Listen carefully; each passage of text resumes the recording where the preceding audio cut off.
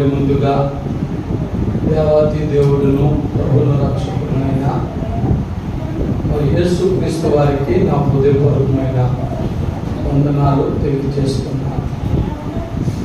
పిల్లరా, అలాగే మరి ఇప్పుడు వచ్చిన మీ అందరికీ నా వందనాలు తెలియజేస్తున్నాను. కొద్ది నిమిషాలు కృపావార్త వర్తమానములు విని మరి దేవుని నామాన్ని మహిమపరచుగా. కృపా వర్తమానముల ద్వారా మన ఆత్మీయ జీవితాన్ని అభివృద్ధి చేసుకోవచ్చు. మన భక్తి జీవితంలో బలమైన వారిగా, స్థిరమైన వారిగా మరి ప్రభువులో మన ముందుకి సాగిపోదాం. పిల్లరా, మరి ఈరోజు మరి నేను మీతో మాట్లాడాలనుకున్న ధ్యానాంశం ఏంటంటే గెత్సేమనే తోట అనుభవాలు. చెప్పండి, గెత్సేమనే తోట అనుభవాలు. ఎందుచేతనగా గెత్సేమనే తోట అనుభవాలు చాలా విలువైనవి. మరి గెత్సేమనే తోటలో మరి శ్రమ కాలములో మరి యేసుక్రీస్తు వారిని బంధించడానికి వచ్చే రాత్రి వేళల్లో గెత్సేమనే తోటలో ఒక అద్భుతమైన అనుభవాలు అక్కడ ఉన్నాయి. ఆ అనుభవాలన్నీ కూడా మనం నేర్చుకోవాలి. దేవుని వాక్యములో ఏ ఒక్క మాట కూడా మనం విడిచిపెట్టకూడదు. కనుక మరి నేను ఈ లేఖనాన్ని ధ్యానం చేసినప్పుడు నా జ్ఞానమునకు తగినట్లుగా కొన్ని మాటలు నేను ధ్యానం చేశాను. దైవ ప్రేరణతో నా మనసుకు తాకినటువంటి కొన్ని మాటలను మరి గెత్సేమనే తోట అనుభవాలుగా మరి మీకు నేను తెలియజేస్తాను. కాబట్టి నేటి మన ధ్యానాంశం వచ్చి గెత్సేమనే తోట అనుభవములు. మరి ధ్యాన వాక్యం వచ్చి మత్తయి సువార్త 26వ అధ్యాయము 36వ వచనము నుండి 46 వచనాలు. మరి 10 వచనాలు రామారమి అక్కడ. మరి ఒకవేళ మీరు ఇంటికి వెళ్ళిన తర్వాత చదవండి. ఆ 10 వచనాలు చదివి ధ్యానం చేసే సమయానికి చాలా టైం పడుతుంది. కాబట్టి మన ధ్యాన వాక్యం వచ్చి మరి మత్తయి సువార్త 26వ అధ్యాయం 36వ వచనం నుండి 46 వచనాలు చదువుతున్నాము. మరి ఇంటికి వెళ్ళి చదవండి. అది మన ధ్యాన వాక్యం. కాబట్టి అందులో జరిగిన సంఘటనలో మీకు అందరికీ తెలిసినవి. మరి అక్కడ ఆ గురువారం రాత్రికాల సమయంలో యేసయ్య అలవాటు ప్రకారముగా, ఆచార ప్రకారముగా ఇక్కడ గెత్సేమనే తోటకు తన 12 మంది శిష్యులను మరి వెంట పెట్టుకొని వెళ్ళడం అనేది మనకు తెలుసు. శిష్యులందరినీ కూడా ఒక చోట ప్రార్థన చేయమని చెప్పి ఆమడ దూరం వెళ్ళి ఆయన ఏకాంతముగా మరి ప్రార్థన చేసినట్లుగా మనకు తెలుసు. కాబట్టి నేను అనుభవాల్లోకి వెళ్ళిపోతాను. ఆ 10 వచనాలు మీకు తెలిసినవే కాబట్టి మరి ఇంటికి వెళ్ళాక జాగ్రత్తగా ధ్యానపూర్వకంగా మత్తయి సువార్త 26వ అధ్యాయము 36వ వచనం నుంచి 46 వచనాలు చదవండి. కానీ మరి నేను ఇప్పుడు మరి సమయానుకూలం బట్టి చాలా మరి నా మనసులో ఉన్నాయి అనుభవాలు, గెత్సేమనే తోట అనుభవాలు. కానీ సమయాన్ని బట్టి మనం 4 గంటలు ముగించుకోవాలి కనుక సమయం లోపల ఎన్ని మాటలైతే ధ్యానం చేస్తామో అన్ని మాటలను కూడా క్లుప్తంగా ధ్యానం చేద్దాం. ఒకవేళ ఒక్కొక్క అనుభవాన్ని మనం ధ్యానం చేయవలసి వస్తే ఒక్కొక్క అనుభవమే గంటలు గంటలు, రోజులు రోజులు, వారాలు వారాలు, నెలలు నెలలు, సంవత్సరాలు సంవత్సరాలు పెట్టేస్తారు. ఎందుకంటే బైబిల్లో కొన్ని ఆ మాటలు అంత లోతైనవి. దేవుని స్తోత్రం. కానీ మనకున్న కొద్దిపాటి సమయంలో మరి కృపావార్త వర్తమానములో క్లుప్తముగా మనం ధ్యానం చేసుకుంటూ మరి మొదటి మాటలోకి వెళ్ళిపోదాం. మత్తయి సువార్త 14వ అధ్యాయము 23వ వచనాన్ని చదువుదాం. ఆయన ఆ జన సమూహములను పంపివేసి ప్రార్థన చేయుటకు ఏకాంతముగా కొండ ఎక్కిపోయి సాయంకాలం అయినప్పుడు ఒంటరిగా ఉండేది. అలాగే మరొక వచనం మార్కు సువార్త 46వ అధ్యాయం 47వ వచనం. మార్కు సువార్త 6వ అధ్యాయము 47వ వచనం. సాయంకాలం అయినప్పుడు సముద్రం మధ్య ఆయన ఒంటరిగా. దేవుని స్తోత్రం. తర్వాత యోహాను సువార్త 6వ అధ్యాయము 15వ వచనం చదువుదాం. యోహాను సువార్త 6:15.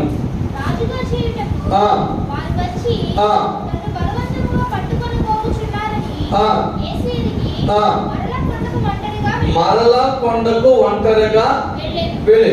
దేవుని స్తోత్రం. పిల్లలు 3 బైబిల్ వాక్యాలు మనము చదివినప్పుడు మనకు కనబడే గొప్ప మాట ఏంటంటే యేసయ్య ఒంటరిగా ఉండుట.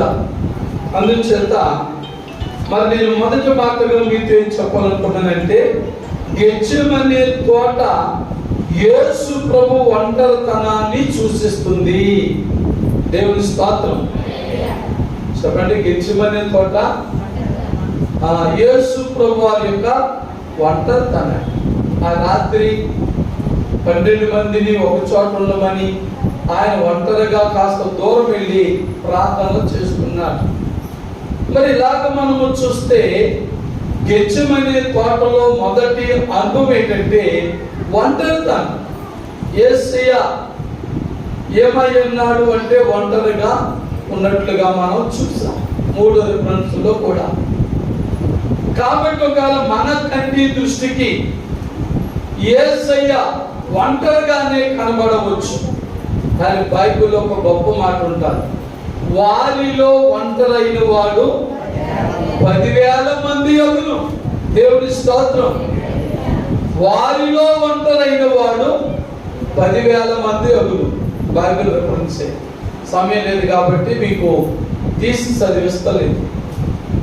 పిల్లల యేసయ్య గెత్సేమనే తోట అనుభవాల్లో మొదటి మాట ఎలాగైతే ఒంటరిగా ఆయన ఉన్నాడని ఒంటరితనాన్ని సూచిస్తుందో మానవులమైన క్రైస్తవులమైన విశ్వాసులమైన మన జీవితంలో కూడా చాలా సార్లు ఇలాంటి అనుభవాలు ఎదురవుతాయి. ఎదురవుతాయా? చెప్తలేదు, మాట్లాడతలేదు. ఒంటరితనాలు ఎదురవుతాయి. ఎలాంటప్పుడు బెల్లబొట్టే సీమలన్నీ చేయనట్లుగా మనకు ఆరోగ్యం ఉండి ధనముండి బలముండి అన్నీ ఉంటే అందరూ బంధువులే. చూడండి, అందరూ బంధువులే, అందరూ స్నేహితులే, అందరూ శ్రేయభిలాషులే.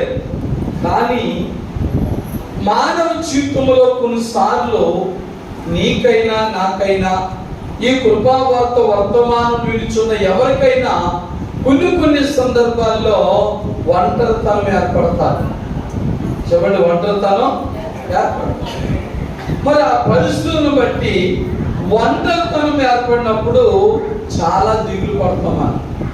నా తల్లిదండ్రులు పట్టించుకోలేదేంటి, నా అన్నదమ్ములు పట్టించుకోలేదేంటి, నా అక్క చెల్లులు పట్టించుకోలేదేంటి, నా బంధుమిత్రులు పట్టించుకోవడం లేదేంటి, నా స్నేహితులు శ్రేయాభిలాషులు ఎవరు నన్ను పట్టించుకోవడం లేదేంటి, మరి నేను ఒంటరిదాన్ని అయిపోయాను, ఒంటరివాడిని అయిపోయాను, ఒంటరి బ్రతుకు అయిపోయింది, ఏంటని చాలా భయపడతాం. అవునా కదా? చెప్పండి, చాలా భయపడతాం. నేను ఒంటరి వాడిని, ఒంటరి దాన్ని. కానీ ఒక మాట జ్ఞాపకం చేసుకోండి, ముందుగానే జ్ఞాపకం చేస్తాను. వారిలో ఒంటరైన వాడు 10,000 మంది యొగును. హల్లెలూయా. ఒకవేళ వ్యక్తిగతంగా నేను ఒంటరి వాడినైనా, వ్యక్తిగతంగా నీవు ఒంటరి వారు అయినా, మనం ఎలాంటి బలం గలవారు? 10,000 మంది కంటే గొప్ప బలం గలవారు. ఎందుకంటే మన తరపున ఎవరు లేకపోవచ్చు, బంధువులు, మిత్రులు, స్నేహితులు, శ్రేయులు ఎవరు లేకపోయినా, మనం ఒంటరి వారమైనా యేసయ్య మనకు తోడుగా ఉన్నారు. దేవుని స్తోత్రం. హల్లెలూయా. ఎవరు తోడుగా ఉన్నారండి? యేసయ్య మనకు తోడుకున్నారు. ఈ లోకములో అందరూ తోడుకుండి ఎవరు ఏమి చేయలేరు. ఎంచేత బైబిల్ చెప్తుంది, విఫలం చేయదు. ఒకడు ఏ విధము చేతనైనను తన సహోదరుని రక్షింపజాలడు. నిజంగా మన ఎవ్వరూ రక్షించలేదు. మన బంధువులైనా, మిత్రులైనా, స్నేహితులైనా, శ్రేయభిలాషులైనా ఎవరు మనం రక్షించలేదు. కనుక క్రైస్తవ విశ్వాస భక్తి జీవితంలో ఒంటరితనమునికి ఏర్పడిన భయపడవలసిన భయమో లేదు, భయపడవలసిన పని లేదు. ఎందుకు చెప్తానంటే యేసయ్య మనకు తోడుగా ఉన్నాడు. హల్లెలూయా, హల్లెలూయా. మరి యేసు పరిస్థితి అయితే మీరు అనుకోవచ్చు, ఆయన ఒంటరిగా ఉన్నాడని చదివాను కదా అనుకోవచ్చు. కానీ మరి ఇంకా కిందకు చదివినప్పుడు, ఇప్పుడు చదవద్దు కానీ, మరి సైనికులు పట్టుకోవడానికి, యేసు ప్రభువును పట్టుకోవడానికి వచ్చినప్పుడు పేతులుగా ఆయనకు ఒక పేరు ఉంది, దుడుకు పేతులు అని. ఏం పేరండి? దుడుకు పేతులు. ఆయన ముందుకు వచ్చి యేసు ప్రభువును పట్టుకోవడానికి ముందుకు వచ్చిన మలుపు అనే సైనికుని వరలో, అంటే వాడు వరలో, వాడు మొల్లో ఉన్న కత్తి తీసి వాడిని నరకపోతే వాడు చెవి తెగిపో. అప్పుడు ప్రభు ఒక మాట, మంచి మాట చెప్తారు. ఏమయ్యా పేతులు, కత్తి పట్టువాడు కత్తితోనే పోతాడు. కాబట్టి నేనే గాని నా తండ్రిని వేడుకుంటే కొన్ని వందల వేల వ్యూహ సైన్య సమూహములను పంపి నన్ను కాపాడగలడు. దేవుని స్తోత్రం. ఇప్పుడు చెప్పండి, బైబిల్లో చదివినప్పుడు మనకు ఆయన ఒంటరిగా కొండకి వెళ్ళాడని, ఒంటరిగా గెత్సెమనే తోటలో ప్రార్థన చేశాడని, ఒంటరివాడు అని చదివాం. కానీ ఆయన మన కళ్ళకు కనిపించేది ఒంటరివాడే కానీ ఆయనకు కాపుదలగా, రక్షణగా, ఆయనకు తోడుగా కొన్ని వందల వేల వ్యూహ సైన్య సమూహాలన్నీ కూడా తోడుగా ఉన్నాయి. దేవుని స్తోత్రం. మరి ఆయన యందు విశ్వాసం ఉంచిన, ఆయన యందు భయభక్తులు కలిగి ఉండిన మరి నీవైనా నేనైనా ఒంటరి వారమని ఇప్పుడు అనుకోవద్దు. నేను ఎప్పుడు ఒంటరివాడిని అనుకో. నా తల్లిదండ్రులు ప్రభువులోకి వెళ్ళిపోయారు, నేను ఒంటరివాడిని ఎప్పుడు అనుకోలేదు. నిజంగా తల్లిదండ్రులు లేదు, అన్నదమ్ములు ఉన్నారు, వారు నన్ను విడిచిపెడేస్తారు. బంధుమిత్రులు ఉన్నారు, వారు నన్ను విడిచిపెడేస్తారు. నా ఫ్రెండ్స్, నా స్నేహితులు, శ్రేయభిలాషులు అందరూ నన్ను విడిచిపెట్టేస్తారు. కానీ ఎవరు నన్ను విడవలేదు? దేవుడు విడిచిపెట్టలేదు. దేవుని స్తోత్రం. మరి ఎలా విడిచిపెట్టలేదని నేను నమ్ముతానంటే, నా అన్నవారు నన్ను విడిచిపెట్టిన నా సంఘ బిడ్డలుగా మీరు అందరూ నాకు తోడుకున్నారు. ఆమేన్, హల్లెలూయా. ఇప్పుడు నేను ఒంటరివాడినా కాదు. నాకు కష్టం వస్తే, బాధ వస్తే, వాడు మన బైక్ మీద పడిపోతే, మన సంకద జాన్ గారు గబగబా ఇది వార్త వేస్తే పడ్డట్టుకు వచ్చేసాడు. అంతే, సాయంకాలం 7 అంతా అయిపోయింది, పడ్డట్టుకు వచ్చాడు. నేను ఒంటరివాడిని అయ్యానా? నేను ఒంటరివాడిని అయితే నువ్వు వచ్చినా పాట కదా ఏంటా పోలే తగ్గుతుందాన్ని అనుకుంది. బుద్ధి చేతితో కానీ పళ్ళుతోటి దిగేశాడు. దేవుని స్తోత్రం, దేవుని స్తోత్రం చెల్లించాను. నేను ఇప్పుడు అది అనుకుంటాను, నేను ఎప్పుడు ఒంటరివాడిని కాదు. దిగులు సంఘం ఉంది, పిఠాపు సంఘం ఉంది, కొండవారి సంఘం ఉంది. నాకేంటి మీరు అందరూ ఉంటుంది కదా, నేను ఒంటరివాడిని కాదు. నా భార్య ఒంటరిది కాదు, నా కుమారుడు ఒంటరివాడు కాదు, నా కూతురు, నా 4 కుమార్తెలు ఒంటరివాడు కాదు. దేవుని స్తోత్రం. వారిలో నా కుటుంబంలో నేను ఒంటరివాడిని అయిపోయాను. కానీ క్రీస్తులో నేను ఒంటరివాడిని నీవు అదే తలంచాను. నేను ఎప్పుడు అలా తలుస్తాను, ఎప్పుడు అలా అనుకుంటాను. నాకు పెద్ద సంఘం, నా పెద్ద కుటుంబం ఉంది, నాకు బైబిల్ లేదు ప్రభువా, నువ్వు నాకు ఇచ్చిన బిడ్డలు, నా కొరకు ప్రాణం పెట్టే బిడ్డలు, నన్ను ప్రేమించే బిడ్డలు, నా కష్టంలో, నా ఆపదలో, నా లోటుల్లో, నా సంతోషంలో, ప్రతి విషయంలో కూడా నా అండుండే బిడ్డలు నాకు ఇచ్చావు. కాబట్టి నేను ఒంటరివాణ్ణి కాదు. మీరు అందరు ఎవరిని బట్టి వచ్చారు? నన్ను బట్టా, దేవుని బట్టా? దేవుని బట్టి వచ్చారు. హల్లెలూయా. అదే నేను దైవజనుడిగా దేవుడు నన్ను పిలుచుకోకపోతే నేను ఏ తాగుపోతూ, ఏ తిరిగిపోతూ, ఏమైపోతునో దేవుని స్తోత్రం. కానీ ప్రభు నన్ను పిలిచారు. 1985 మార్చి నెలలో ఆయన నన్ను పిలిచి నా కుటుంబం నుంచి నన్ను బయటకు తీసుకొచ్చి ఆయన పరిసరలో వాడుకుంటున్నాడు కనుక మీరందరూ నా బిడ్డలే కనుక నేను ఒంటరి వాడిని కాదు. దేవుని స్తోత్రం. అలాగే నీవు కూడా నీవు సంఘములో ఉన్నావు కనుక, సంఘ బిడ్డగా ఉన్నావు కనుక, ప్రభువైన క్రీస్తుని నువ్వు వెంబడించావు కనుక నీవు ఒంటరి దానివు కాదు, ఒంటరివాడు కాదు. నీ వెనకాల మేము అనుకున్నాం. ఎవరిని బట్టి? క్రీస్తుని బట్టి. అదే నీవు క్రీస్తులు లేకపోతే నీ దగ్గర మేము ఎవరున్నా, మేమెవరో ఒకవేళ ఎవరు వెళ్ళాలో అయ్యో పాపం అలా జరిగిందా అనుకోండి. ఇప్పుడు ఇంకేమైనా అవుతే నువ్వు హాస్పిటల్ ఉంటే వచ్చి ప్రార్థన చేస్తున్నాం, ఇంట్లో ఉంటే వచ్చి ప్రార్థన చేస్తున్నాం, ధైర్యపరుస్తున్నాం, బలపరుస్తున్నాం. మేమందరినీ కొన్నామా, డబ్బులు ఇవ్వకపోయినా ఒక బలమైన వాక్యం చెప్పి ఒక బలమైన ప్రార్థన చేసి వస్తున్నాం. దేవుని స్తోత్రం. హల్లెలూయా. ఎంత గొప్ప మాట. మరి ఇప్పుడే రాజు గారు సాక్షి చెప్తే కూడా విన్నారు కదా, పాస్టర్ గారు ఫోన్లో మాట్లాడినప్పుడు నన్ను ధైర్యపరిచారు, బలపరిచారు. ఏ మాటలు? దేవుని మాటలతోటి. హల్లెలూయా. మరి నా మాటలుగా పెడితే ధైర్యపడుతుందా, బలపడుతుందా? దేవుని మాటలు చెప్పినప్పుడు మరి ఆ బిడ్డ ధైర్యపరచబడ్డది. దేవుని స్తోత్రం. ఇప్పుడు ఆ బిడ్డకి ఏం కలిగితే, నా వెనక పాస్టర్ గారు ఉన్నారు, పాస్టర్ గారు ఉన్నారు, నా సంఘం ఉంది, నాకేం దిగులే భయం అనుకుంది. దేవుడు స్వస్థపరుస్తా ఉన్నాడు. హల్లెలూయా. నిజమే, ఎవ్వరము ఒంటరి వారు కాదు. కాబట్టి గెత్సేమనే తోటలో ఆ యొక్క మొదటి అనుభవం ఏంటంటే, మరి యేసయ్య మనం చదివిన వాక్యాల్లో ఆయన ఏకాంతముగా ఒంటరిగా ఉన్నట్లుగా మనం చదివాం. అంటే గెత్సేమనే తోట యేసు ప్రభు వారి యొక్క ఒంటరితనాన్ని చూస్తుందే తప్ప ఆయన ఒంటరివాడు కాదు. అలాగే లోకానికి కూడా మరి నిన్ను నన్ను చూసేసరికి ఒంటరివాడు, ఒంటరి వ్యక్తి అని కనబడుతుంది. కనుక ప్రభు అన్నాడు కనుక ప్రభు ఏం చెప్పాడు?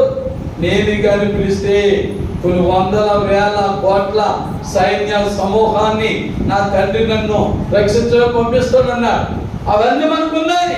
హల్లెలూయా. లేవా? మరి ఎలీషా భయంకరమైన శోధనలో పడినప్పుడు పిల్లరా ఆయన ఇల్లు గుహలో మకం పెట్టాడు.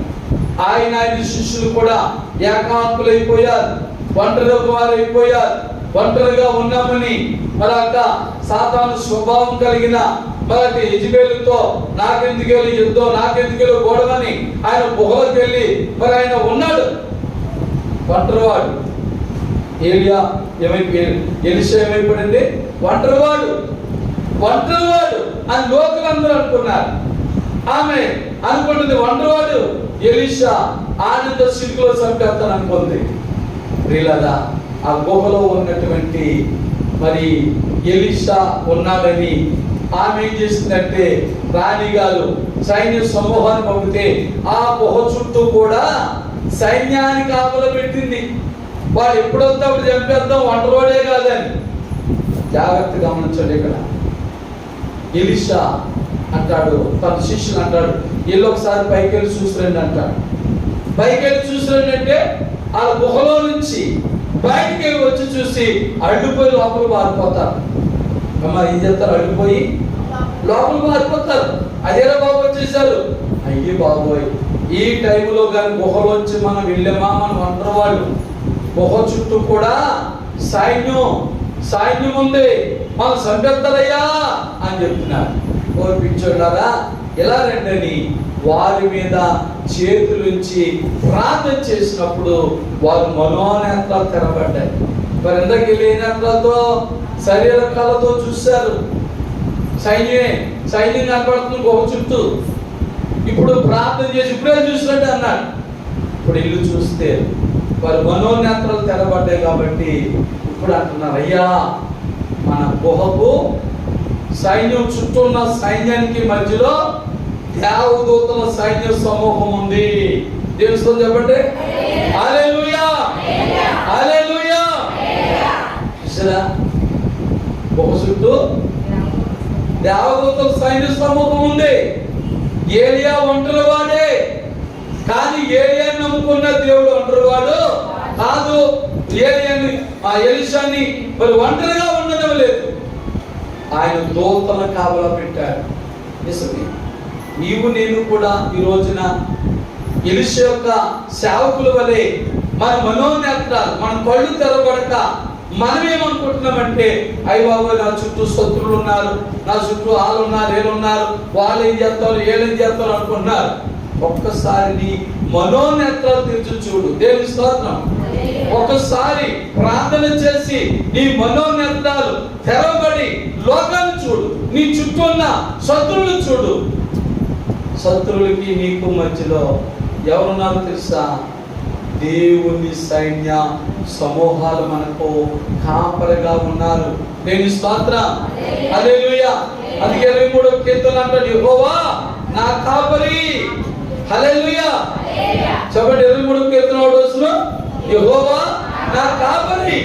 మనం ఒంటరి వారు కాదు. జాగ్రత్త. గెత్సేమనీ తోట అనుభవాల్లో మొదటిది నేర్చుకోవాల్సింది ఏంటంటే, క్రైస్తవ బిడ్డలారా, దేవుని బిడ్డలారా, ఈ కృపావార్త వర్తమానం నిలుచున్న ప్రతి వారు కూడా తెలుసుకోవాల్సిన గొప్ప సత్యం ఏంటంటే, నీవెప్పుడు ఒంటరి వాను కాదు, నేనెప్పుడు ఒంటరి వాణ్ణి కాదు. ఎప్పుడు క్రీస్తులో ఉన్నాం కాబట్టి. అదే క్రీస్తులో లేకుండా, భక్తిలో లేకుండా, విశ్వాసం లేకుండా, ప్రార్థన జీవితం లేకుండా, క్రమంగా మందిరానికి రాకుండా, శుక్రవారం రాకుండా, ఆదివారం రాకుండా, బుధవారం జరిగే ప్రార్థనలు రాకుండా సమయాన్ని వృధా చేసుకుని మనం గడిపేసాం అనుకోండి, అప్పుడు భయపడతాం నిజంగా. ఎందుకంటే దేవుని సైన్య సమూహాలు ఇప్పుడు మనం తోడుంటాయి. మనలో ప్రార్థన జీవితం, భక్తి జీవితం, విశ్వాస జీవితం, ఆత్మీయ జీవితం ఉన్నప్పుడే ఆ సైన్య సమూహం అంతా మన చుట్టూ ఉంటాయి. మీరు ఇప్పుడు మరి ఎలీషా యొక్క భవిష్యత్తు కూడా దేవుని సైన్య సమూహములు ఉండడానికి గల కారణం, ఎలీషాలో ఏమని చెప్పండి? ప్రార్థన జీవితం ఉంది. చెప్పండి, ఏ జీవితం? ప్రార్థన జీవితం ఉంది. సరైన ప్రార్థన జీవితం లేని ఆయన సేవకులకి వెళ్తే ఏ సైన్యం కనపడదు? పరలోక సైన్యం కనపడదా? భూలోక సైన్యం కనపడదా? భూలోక సైన్యం కనపడదు. మరలా దైవజనుడు ఎలీషా ప్రార్థన చేసి పంపితే వారు మనోనేత్రంలో తెరబడ్డాయి. కాబట్టి ఇప్పుడు ఆ సైన్యానికి గుహకు చుట్టూ మధ్యలో దేవుని సైన్య సమూహం ఉంది. కాబట్టి వారు చుట్టూ ఉన్నారు కానీ లోపల రాలేకపోతున్నారు. ఎలీషాని ఏమి కూడా బంధించలేకపోతున్నారు, కొట్టలేకపోతున్నారు, తిట్టలేకపోతున్నారు, సంపలేకపోతున్నారు. దేవుని స్తోత్రం. అందుకే బైబిల్ చెబుతుంది, యెహోవా మన పక్షమున ఉంటుండగా మనకి విరోధి ఎవడు? ఎవరుండరో. మన ఇతరులకు విరోధులుగా కనబడచ్చేమో కానీ మనకి ఎవరు విరోధులు ఉండరు. ఎందుకంటే మన మనసు అలాంటిది, క్రైస్తవ విశ్వాసం అలాంటిది. బతికి దేవుళ్ళారా, ఎవరైనా నేడు అని దినానికి నేను ఒంటరి వాడును, ఒంటరి దానని దిగులు పడుతున్నావా, భయపడుతున్నావా, బాధపడుతున్నావా, వేదన పడుతున్నావా? ఇదిగో ప్రభు అయిన యేసయ్య నీకు తోడుగా ఉన్నాడు కనుక మరి నీవు ఒంటరి వ్యక్తివి కాదు, నేను ఒంటరి వ్యక్తిని కాదు. దేవుని స్తోత్రం. కాబట్టి మరి గెత్సేమనీ తోట అనుభవాల్లో మొదటి మాట ఇదిగో మరి యేసు ప్రభు వారు మనకి ఒంటరితనాన్ని సూచిస్తుంది. కానీ ఆయన వెనక గొప్ప సైన్య సమూహము ఆయన కాపుదలుగా ఉన్నదన్న సంగతి మర్చిపోకండి. దేవుని స్తోత్రం, హల్లెలూయా. మరి రెండో మాట చదువుదాం. మార్కు సువార్త 14:35 చదువుదాం. మార్కు సువార్త 14:35. కొంత దూరము సాగిపోయి నేల మీద పడి సాధ్యమైతే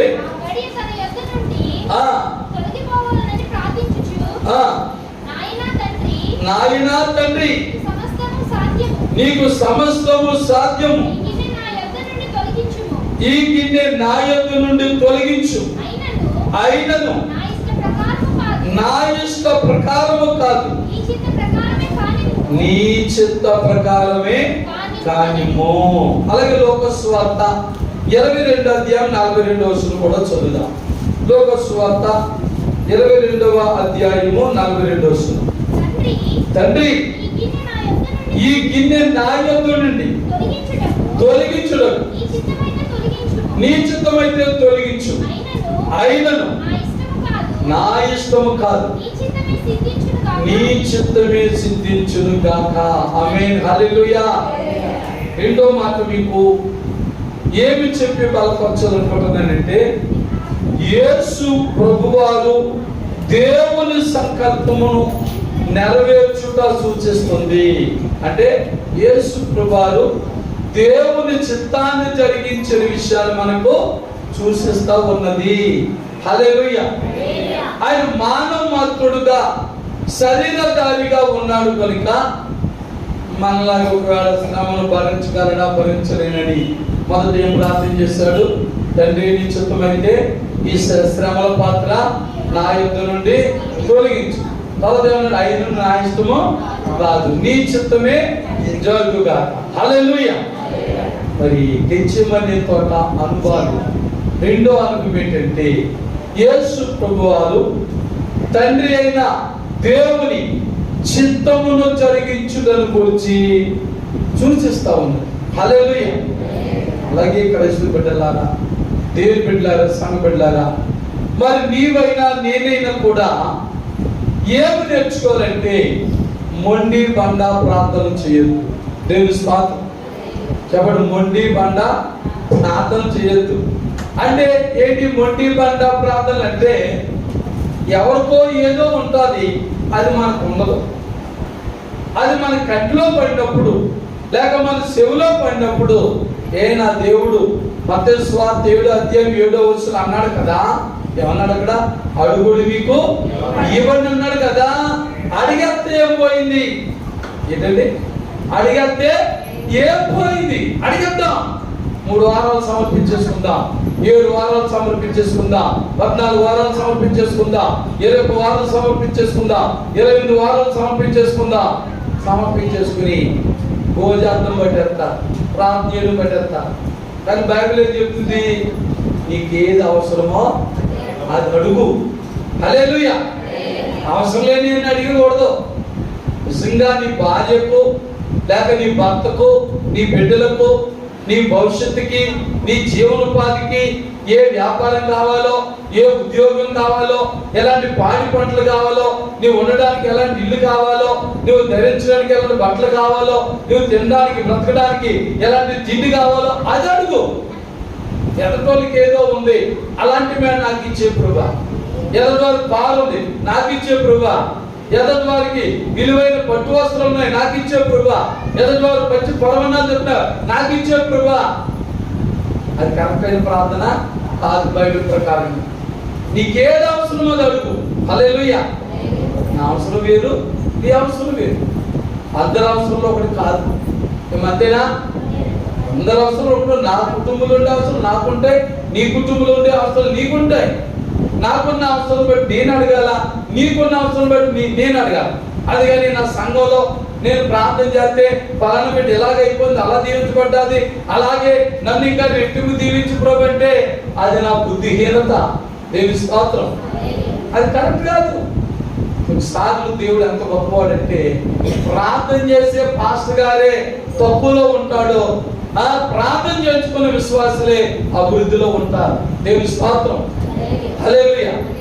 అలాగే ఆయన ఉద్దేశం ఏంటి? నన్ను పేదోడు చేసేలా, మిమ్మల్ని గొప్పలు చేసేలా కాదు. అందులో గొప్ప రహస్యం మీరు తెలుసుకోవాలి. ఏంటి గొప్ప రహస్యం తెలుసా? దావీదు లేవి కాండములో తెలియజేసిన ప్రకారంగా మరి నేను లేక దైవజనుడు మీ కొరకు ప్రార్థన చేస్తే మీరు ఫలించాలి, అభివృద్ధి పొందాలి, మీ పాడి పంటలు, మీ విద్య, మీ ఉద్యోగం, మీ వ్యాపారాలు అభివృద్ధి చెందితే దానిలో నుండి దశభాగాలు, కృతజ్ఞత కానుకలు, ప్రత్యేక కానుకలు, ఆరాధన కానుకలు ఇలాంటివన్నీ కూడా మీరిచ్చుల ద్వారా మీ కొరకు ప్రార్థించిన దైవజనుడు దీవించబడాలి. ఏమి స్తోత్రం. అంతేగాని మిమ్మల్ని పేదోళ్ళ ఉంచేసి నాకే మేడలో, మిద్దులు, కార్లు, బంగాళాలు, ఏసీలు ఇచ్చేసి అనుకోండి, నేను మీ కొరకు ప్రార్థన చేయను. బైబిల్ చెప్తుంది మతం ఎక్కిపోతామంట, ప్రార్థన చేసి సుఖమైపోతామంట. అందుకే కొన్నిసార్లు సేవకుని, విశ్వాసులు కూడా కొన్నిసార్లు కొంచెంలోనే ఉంచుతారు, తక్కువలో ఉంచుతారు. ఎందుచేత దేవునితో సంబంధం కలిగి ఉండడా. కష్టాలు ఉంటే ప్రార్థన చేస్తాం, ప్రార్థన చేస్తే దేవునికి దగ్గర అవుతాం. అందుచేతనే అలా ఉంటాం. చాలా మంది నన్ను అంటుంటారు, నేను భయపడడం, బాధపడడం, సిగ్గుపడ్డాను.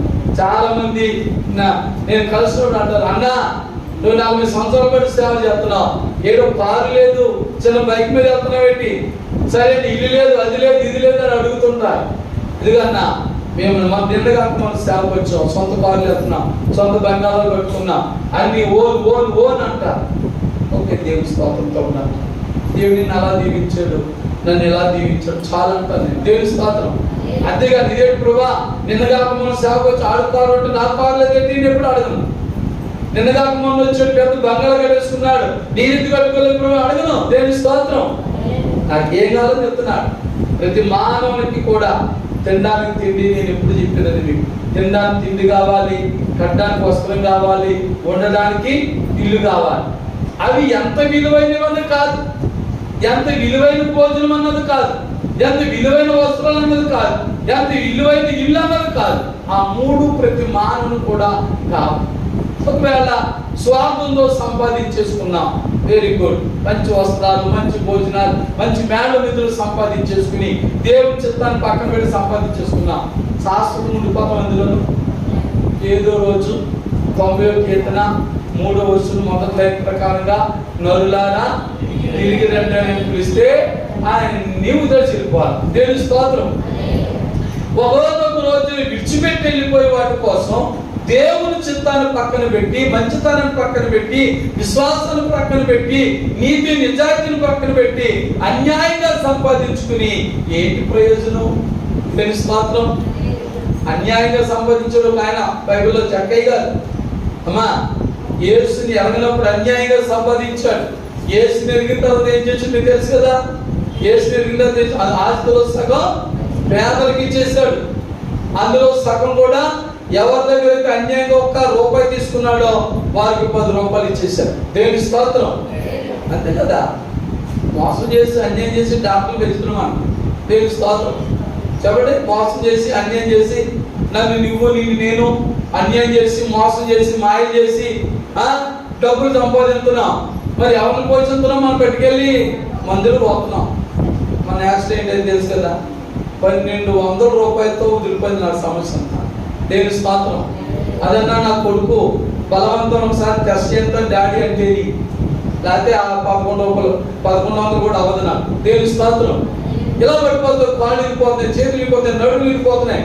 పెద్ద బైక్ యాక్సిడెంటే, మోకాళ్ళకి దెబ్బలు జరిగి ఎడమకు ఏదో కొంచెం లూజ్ అయింది, చెట్ట అయిపోయింది. మళ్ళా దేవుని స్తోత్రం.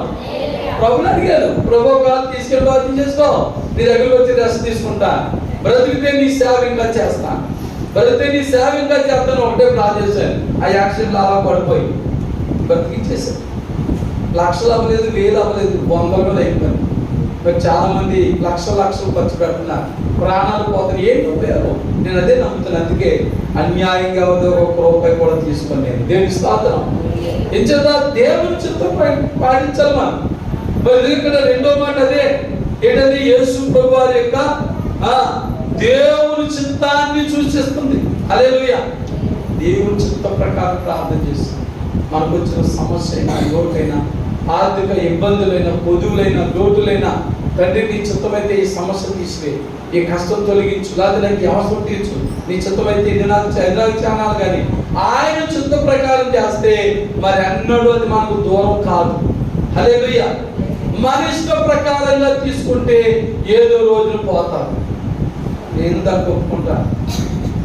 నేను కూడా అందరు ఎలాగ అంటున్నారని మీకు తెలుసు. కారు తీసుకున్నాను, కారు తీసుకుని 15 రూపాయలు కట్టలేక మళ్ళీ కారు అట్టుకుపోయి దేవుని స్తోత్రం. దేవుడు ఇవ్వకుండా తీసేసుకున్నాను. నేను అందరూ ప్రోత్సహిస్తే, ఒక పాస్టర్ గారు ప్రోత్సహిస్తే నేను జామీన్ ఉంటాను పాస్టర్ గారు అంటే తీసేసుకున్నాను. జనాల్లో సంవత్సరం కూడా పూర్తిగా లేదో ఇస్తాడు. మళ్ళీ దేవుడు స్టాండర్డ్గా సొంతంగా ఇస్తాడు. ప్రార్థన చేస్తున్నాను. హల్లెలూయా. అది కొన్నిసార్లు మనం సేవకులమైన విశ్వాసాలు పొరపడుతుంటాం. దేవుని చిత్తమో కాదో తెలుసుకోకుండా సాగిపోతుంటాం, శోధనలో పడుతుంటాం. కాబట్టి ఇక్కడ రెండో మాట ఏంటంటే, ప్రభు అయిన యేసు ప్రభు వారి యొక్క ఆ దేవుని సంకల్పం నెరవేర్చుటకు చూసేస్తుంది కనుక నీవైనా నేనైనా దేవుని ఏది అడిగినా దేవా ఇది నీ చిత్తమా కాదని అడగాలి. దేవుని స్తోత్రం. ఏమడగాలండి? ఇది నీ చిత్తమా కాదా అడగండి. దేవాన్ని చిత్తమైతే ఇవ్వడం కానీ నాకు అర్జెంట్కి ఇచ్చారు ప్రభా, కంపల్సరిగా నాకు ఇష్టం కానీ కుదరదు ప్రభు అంటే కుదరదు. అర్జెంటుగా ఆస్తి పనిచేసుకుని పట్టుకోడు. ఎవరో తప్పిపోయినా కుమారుడు వెనక ముందు ఆలోచించకుండా తన ఇష్ట ప్రకారంగా తీసేసుకున్నాడు. సుఖం అనిపించడా? కష్టాలు కనుక దేవుని చిత్తం ఏందో మనం గమనించాలి, గ్రహించాలి. దేవుడిలా అది రెండో విషయం. గెత్సేమనే తోట అనుభవాల్లో రెండవ అనుభవం ఏంటంటే, యేసు క్రీస్తు ప్రభువారు దేవుని చిత్త ప్రకారంగానే చేశారు తప్ప నేను శ్రమలు పడలేని ప్రభు అంటే ఈ రోజున లోకానికి ఏమి లేకపోతే రక్షణ లేకపోతే ఆయన తండ్రి చిత్తానికి విధేయుడై శిలువ మరణం పొంది గాయాలు పరచబడి తన ప్రాణాన్ని పెట్టాడు. కాబట్టి ఈ రోజున నీవు నేను కూడా రక్షించబడ్డాం. దేవుని స్తోత్రం. కాబట్టి ఈ రెండవ మాట ప్రకారముగా గెత్సేమనే తోట అనుభవాల్లో మనం నేర్చుకోవాల్సిన గొప్ప మాట ఏంటంటే, దేవుని చిత్తాన్ని జరిగించడం నేర్చుకోవాలి. హల్లెలూయా.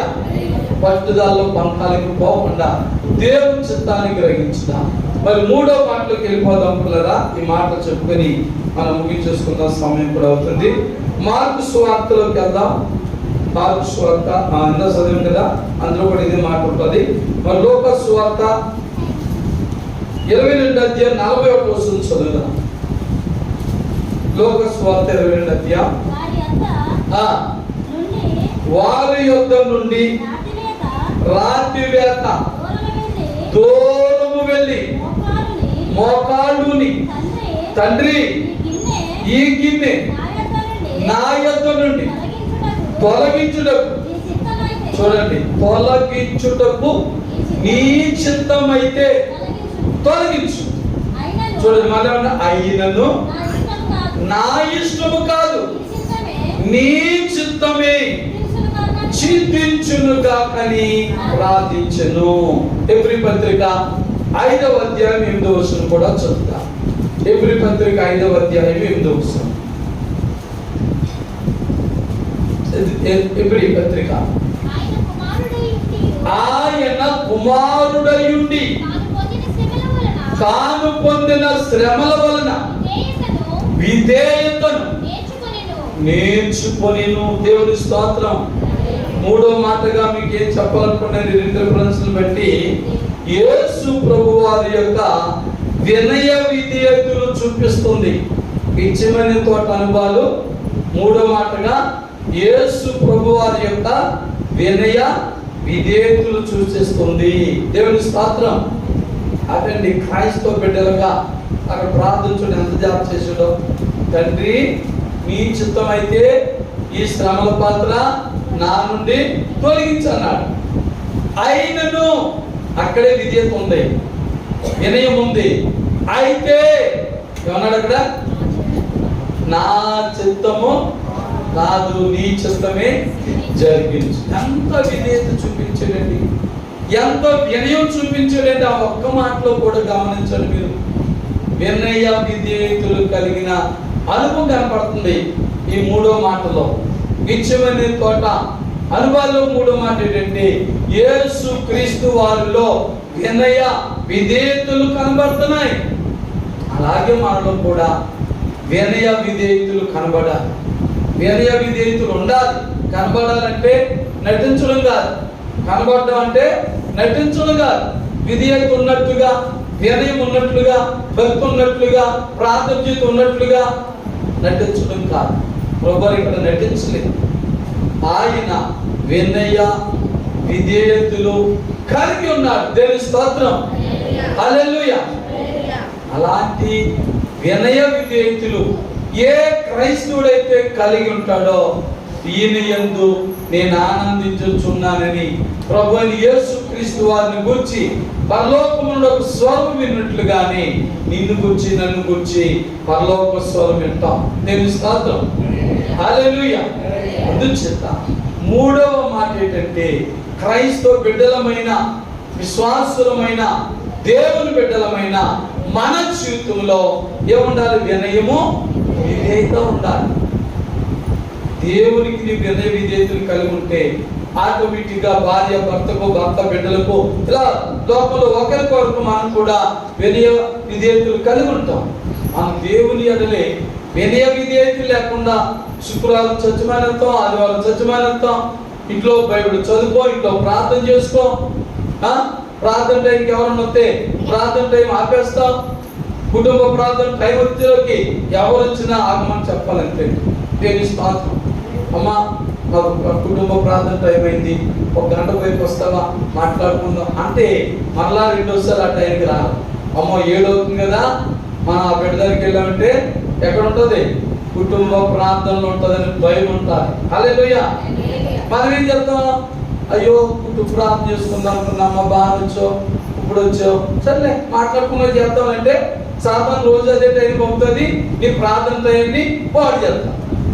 చూసిరా, కనుక మనము ప్రతి విషయంలో కూడా దేవుని యందు వినయ విధేయతలు గలవారుగా ఉంటే అనుభవంలోకి నీవు నేను వస్తాం. దేవుని స్తోత్రం. అది మొదట అనుభవం చెప్పండి. చాలా మాటలు ఉన్నాయి, మరి 3 మాటలతో ముగించుకుందాం. మొదటి అనుభవం ఒంటరితనాన్ని, యేసు ప్రభువారిక ఒంటరితనాన్ని సూచిస్తుంది. కానీ చూడడానికి ఆయన ఒంటరివాడిగా కనపడుతున్నాడు, కానీ ఆయన వెనక కొన్ని వందల వేల కోట్ల సైన్య సమూహం ఉంది. అలాగే నీవు నేను లోకలకు చూడడానికి ఒంటరి వారిగా కనబడచ్చేమో, కానీ మన వెనక యేసే ఉన్నాడు. ఆయన ఉంటే ఆయనతో పాటు వందల వేల కోట్ల సైన్య సమూహం మనకు ఉంది. హల్లెలూయా. రెండో మాట ఏం నేర్చుకున్నాం? యేసు ప్రభువు దేవుని చిత్తమును నెరవేర్చిన వానిగా ఉన్నాడు. ఆ గిచ్చమైన తోట రెండో అనుభవం.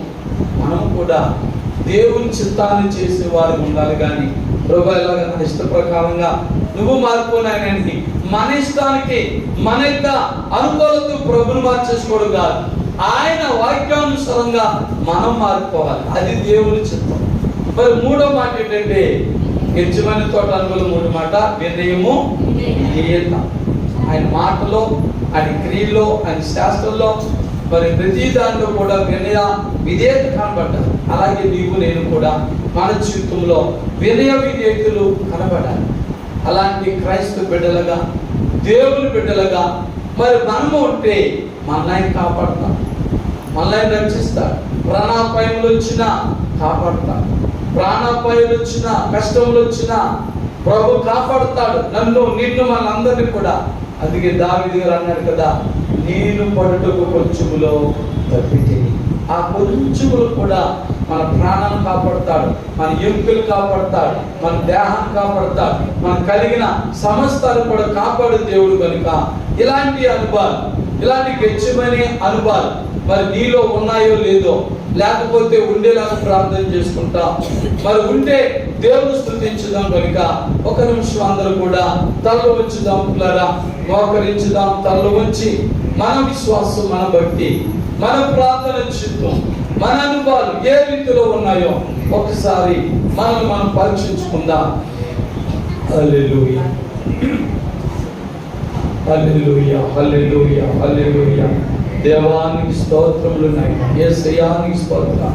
అద్భుతములు, ఆశ్చర్యకార్యములు చేయడం స్తోత్రం. నా జీవితంలో, మా జీవితంలో మరి తెచ్చమని అనుభవాలు నాకు మాకు దయచేయమని యేసుక్రీస్తు పరిశుద్ధ నామములో ప్రార్థించి వేడుకొనుచున్నాము తండ్రి. ఆమేన్. దేవుని స్తోత్రం. హల్లెలూయా. మరింత వరకు కృపావార్త వర్తమానము చక్కగా విన్నా మీ అందరికీ బ్రోకర్ వందనాలండి. God bless you. God bless you all.